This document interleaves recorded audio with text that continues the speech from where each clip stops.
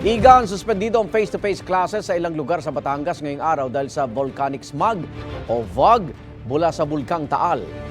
Walang face-to-face classes sa mga pampubliko at pribadong paaralan sa lahat ng antas sa Balete, San Jose, San Luis at Santo Tomas, Batangas. Gayun din sa Silang, Cavite. Wala namang face-to-face classes sa Nasugbu, Batangas mula elementary hanggang college. Modular o distance learning naman ang klase sa mga nasabing lugar.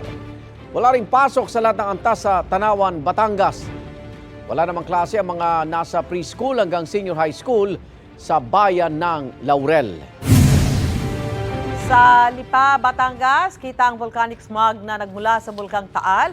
Malabo ang dinaraanan ng mga motorista sa ilang kalsada dahil sa kapal ng VOG. Kita rin ang VOG sa ilang residential area. Sa latest bulletin ng PHIVOLCS na nanatili sa Alert Level 1 ang Bulkang Taal, bawal pa rin pumasok sa Taal Volcano Island na idineklarang permanent danger zone.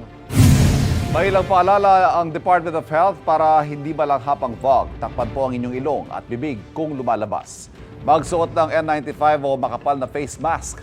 Hanggat maaari, iwasang lumabas ng inyong bahay. Isara rin ang inyong mga bintana at pinto. Uminom din ng maraming tubig kung may iritasyon o nangangati ang inyong lalamunan. Bantayan din ang inyong karamdaman at kumonsulta sa doktor kung kinakailangan. Igan, mauna ka sa mga balita. Mag-subscribe sa GMA Integrated News sa YouTube. Sa mga kapuso abroad, subaybayan nyo kami sa GMA Pinoy TV at sa www.gmanews.tv.